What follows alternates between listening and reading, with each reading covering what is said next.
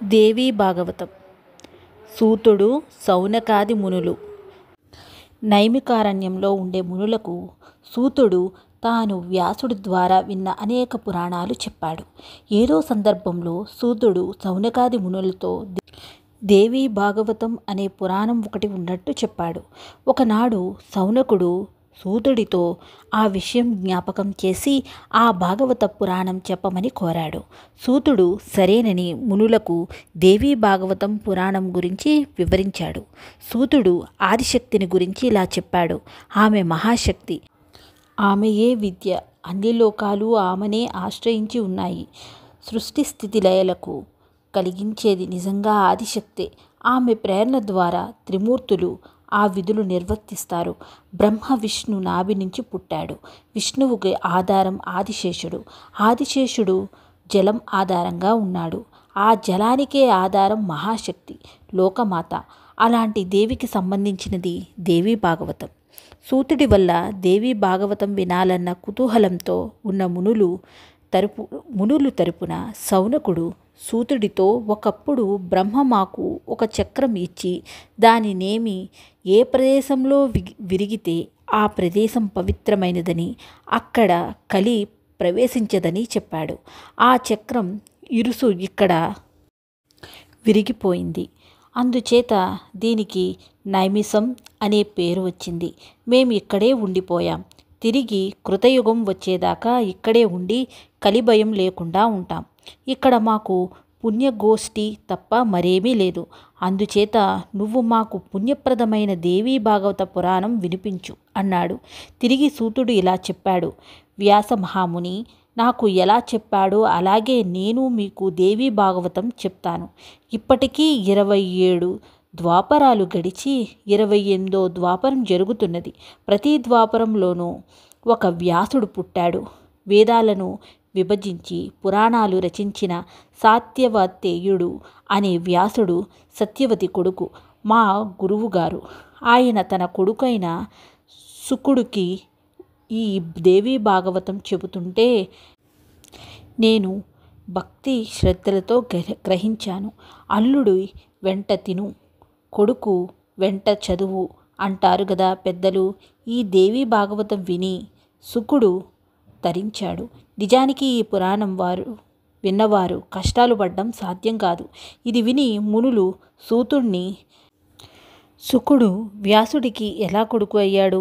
అతను అరణిలో పుట్టాడని గదా చెబుతారు అని అడిగారు. అప్పుడు సూతుడు మునులకు శుకుడి జన్మ వృత్తాంతం ఇలా చెప్పాడు. ఒకప్పుడు వ్యాసుడు సరస్వతీ నదీ తీరాన తపస్సు చేసుకుంటూ పక్షులు దంపతులుగా జీవిస్తూ పిల్లలను కనటము, వాటి నోటికి ఆహారం అందించి అవి తింటుంటే చూసి ఆనందించటము గమనించి తనకు కూడా సంతానం కలిగితే ఎంత బాగుంటుందో గదా అనే చింతలో పడ్డాడు. చక్కగా పెళ్లి చేసుకుంటే భార్యతో సుఖపడవచ్చు, కొడుకులను కనవచ్చు. కొడుకుకు పెరిగి పెద్ద వాడై వాడు పెళ్లి చేసుకుంటే ముద్దుల కోడల్ని చూసి మురిసిపోవచ్చు. కొడుకులుంటే ఎన్ని లాభాలు. ముసలితనంలో ఎంతో శ్రద్ధగా సేవలు చేస్తారు. అలా అనుకుని వ్యాసుడు కొడుకుల నిమిత్తం తపస్సు చేయడానికి కాంచనాద్రికి వెళ్ళి ఏ దేవుణ్ణి ఆరాధిస్తే తనకు శీఘ్రంగా కోరిక నెరవేరుతుందా అని ఆలోచిస్తుండగా ఆయన ఉన్న చోటికి నారదుడు వచ్చాడు. అతన్ని చూడగానే వ్యాసుడు నమస్కరించి, స్వామి సమయానికి వచ్చావు. నా కోరిక తీర్చడానికే వచ్చి ఉంటావు అన్నాడు. సర్వజ్ఞుడివి, నీకు ఒకరి సహాయం అవసరమా? ఏమైనా నీ కోరిక ఏమిటో చెప్పు అన్నాడు నారదుడు. కొడుకు లేని వాడికి పరలోకం ఉండదట. ఏ దేవుణ్ణి ప్రార్థించితే నాకు కొడుకు వస్తాడు చెప్పు నారదా అని వ్యాసుడు అడిగాడు. అప్పుడు నారదుడు ఇలా అన్నాడు. ఒకప్పుడు నా తండ్రి అయిన బ్రహ్మకు ఇదే సందేహం కలిగింది. ఆయన విష్ణులోకానికి వెళ్ళి విష్ణువును చూసి, నువ్వే సర్వోత్తముడు అనుకుంటున్నాను, నీకన్నా గొప్పవాడుంటే చెప్పు అని అడిగాడు. దానికి విష్ణువు, నువ్వు సృష్టించేవాడినవని నేను వాడినని శివుడు హరింపచేసేవాడని జనం అనుకుంటారు. ఇది పొరపాటు. తేజస్సుతో కూడిన ఆదిశక్తి మాత్రమే సృష్టి చేస్తుందని బుద్ధివంతులు గ్రహిస్తారు. మనం సృష్టి స్థితి లయలు చేస్తున్నామంటే అందుకు కారణం నీకు రజస్సు, నాకు సత్వము, శివుడికి తపస్సు తోడ్పడుతున్నాయి. లేని పక్షంలో మనం గవ్వ విలువ చేస్తామా? నేను ఈ శేషతల్పం మీద పడుకున్న లక్ష్మి వెంట ఆరామాలతో విహరిస్తున్న పొగరు పట్టిన రాక్షసులను చంపిన ఆ శక్తి దయవల్లనే కదా. వెనుక నేను కైటభూలని దానవులతో 5000 ఏళ్ళు పోరాడి చివరకు జయం పొందింది శక్తి సహాయంతో కాదా. నేను సొంత దృఢనని ఒక్కనాటికి అనుకోను. ఒకసారి వింటినారితో నా తల తెగిపోతే నువ్వు దేవశిల్పి చేత ఒక గుర్రం తల నాకు ఏర్పాటు చేయించావు. ఆ విధంగా నేను హయగ్రీవుణ్ణయ్యాను కదా. అందుచేత నేను శక్తికి ఆధీనుణ్ణి. శక్తిని మించిన లోకాలలో మరొకటి ఉన్నదని నేను చెప్పలేను అన్నాడు. ఇలా చెప్పి నారదుడు వ్యాసుడితో నువ్వు ఆదిశక్తిని కోరుకున్నావంటే నీ కోరిక ఈనాడే తీరుతుంది అన్నాడు. వ్యాసుడు లోకమాతను గురించి తపస్సు చేశాడు అని సూతుడు మునులకు చెప్పాడు. వెంటనే మునులు విష్ణువు తల తెగడం ఎలా జరిగింది, ఆయనకు గుర్రం తల ఎలా అతికారు, ఇదంతా నమ్మదగిన విధంగా ఉందా చెప్పు అని సూతుడిని అడిగారు. హయగ్రీవావతారం. పూర్వం విష్ణువు రాక్షసులతో 10,000 సంవత్సరాలు యుద్ధం చేసి అలసిపోయి ఎక్కుపెట్టి ఉన్న వింటిమున మీద గడ్డం ఆనించి నిద్రపోసాగాడు. ఆ సమయంలో దేవతలు యజ్ఞం తలపెట్టి విష్ణువు కోసం వెతుక్కుంటూ వచ్చి అతను నిద్రలో ఉండడం చూసి ఏం చేయాలో తోచని స్థితిలో పడ్డారు. అప్పుడు శివుడు బ్రహ్మతో నువ్వు ఒక పురుగును తయారు చేసి దాని చేత విష్ణువు వింటినారిని కొరికింప చెయ్యి. నారి తెగగానే వింటిమున పైకి లేస్తుంది. వెంటనే విష్ణువు నిద్రలేస్తాడు. యజ్ఞం సాగుతుంది అన్నాడు. బ్రహ్మ పురుగును సృష్టించి విష్ణు వింటినారిని కొరకమన్నాడు. దానికి ఆ పురుగు మహాత్మా, ఎలా చేసేది ఈ పని, మహాపాపం కదా. తల్లి పిల్లలను విడతీయటము, భార్యాభర్తలను ఎడబాటు చేయటము, నిద్రాభంగం కలిగించటము, బ్రహ్మహత్య లాంటి మహాపాపాలు. ఈ పని నన్ను చేయమన్నారు అని అడిగింది. నువ్వేమీ విచారించకు. యజ్ఞంలో అగ్నికి ఆహుతి చెయ్యని పదార్థమంతా నీకిస్తాం అని బ్రహ్మ పురుగుతో అన్నాడు. పురుగు సంతోషించి వింటినారిని కొరికింది. అప్పుడు పెద్ద ధ్వని పుట్టింది. భూమి ఎదిరింది. వింటి కొన చప్పున పైకి తన్నడంతో విష్ణువు తల కాస్త విరిగిపోయింది. అది చూసి దేవతలు ఈ దిమ్మ తిరిగిపోయి ఏం చేయాలో తెలియక, నువ్వే సర్వేశ్వరుడి కదా, అన్ని లోకాలకు భరించేవాడివి కదా, నీ గతి ఇలా అయ్యిందేమిటి, ఏ రాక్షసులు చెయ్యలేని ఈ పని నీకెవరు చేశారు, నువ్వు మాయకు కూడా అతీతుడివే, మాయ నిన్ను ఇలా చేసి ఉండడం సాధ్యమా అని విలపించారు.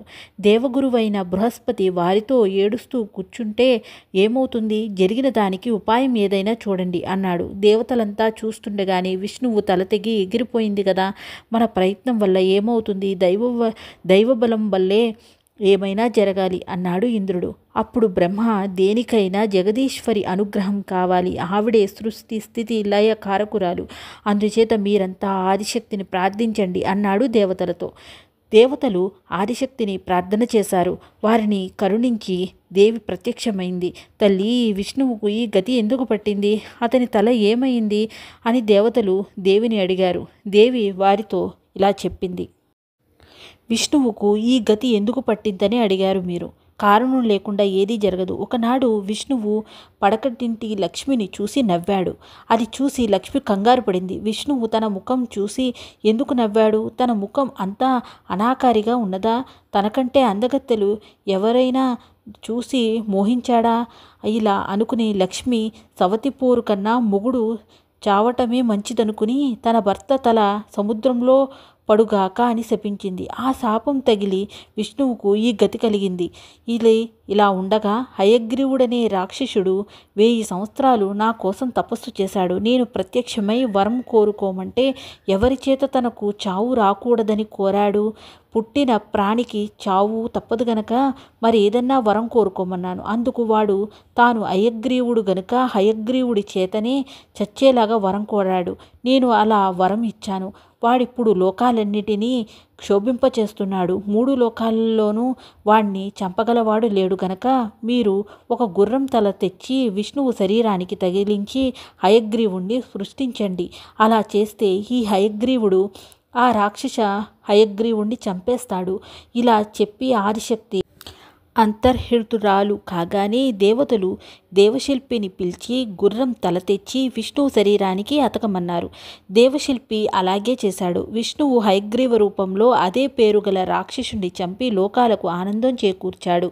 మధుకైటబులు తర్వాత మునులు సూతుణ్ణి మధుకైటబులు కథ చెప్పమని కోరారు. అప్పుడు సూతుడ వారిక వృత్తాంతం ఇలా చెప్పాడు. పాలసముద్రంలో శేషతల్పం మీద విష్ణువు నిద్రపోతున్న సమయంలో అతని చెవుల నుంచి ఇద్దరు రాక్షసులు పుట్టుకొచ్చి నీటిలో ఈతలు కొడుతూ తమ పుట్టుకకు ఆధారం ఏమిటా అని ఆశ్చర్యపడ్డారు. వారిలో కైటబుడు అనేవాడు మధువుతో ఈ మహాసముద్రానికి మనకు ఏదో ఆధారం ఉండి ఉండాలి అన్నాడు. వాడు అలా అనగానే ఆకాశం నుంచి ఒక మాట వినిపించింది. మధు కైటబులు ఆ మాట పట్టుకుని జపింపసాగారు. ఇంతలో ఆకాశంలో ఒక మెరుపు మెరిసినట్లయింది. రాక్షసులు దాన్ని చూసి అది మహా తేజస్సు అని నిశ్చయించి తమకు వినిపించిన ధ్వనిని మంత్రంగా భావించి 1000 ఏళ్లు తపస్సు చేశారు. ఆ తపస్సుకు మెచ్చుకుని దేవి వారిని వరం కోరుకోమన్నది. వాళ్ళు స్వేచ్ఛామరణం కోరారు. ఆమె వారు కోరిన వరం ఇచ్చింది. తర్వాత వాళ్ళు జలంలోనే సంచరిస్తూ ఒకచోట బ్రహ్మను చూసి తమతో యుద్ధానికి రమ్మని పిలిచారు. మాతో యుద్ధం చెయ్యి, యుద్ధం చేయలేకపోతే నీ పద్మాసనం విడిచిపెట్టి ఎక్కడికైనా వెళ్ళిపో అన్నారు వాళ్ళు బ్రహ్మతో. బ్రహ్మ భయపడి యోగ సమాధిలో ఉన్న విష్ణువుతో మేలుకోనాయనా, ఇద్దరు రాక్షసులు నన్ను చంపుతామంటూ వచ్చారు, నన్ను కాపాడు అని వేడుకున్నాడు. ఆ మాటకు విష్ణువు యోగనిద్ర నుంచి లేవగానే అప్పుడు బ్రహ్మ ఆదిశక్తి అయిన యోగనిద్రనే ప్రార్థన చేశాడు. తల్లి, ఈ రాక్షసుల నుంచి కాపాడడానికి విష్ణువును లేవగొట్టు లేదా నువ్వు నన్ను కాపాడు అన్నాడు బ్రహ్మ. వెంటనే యోగనిద్ర విష్ణువును విడిచి వెళ్ళిపోయింది. విష్ణువు నిద్ర లేచేసరికి బ్రహ్మ పరమానందం చెందాడు.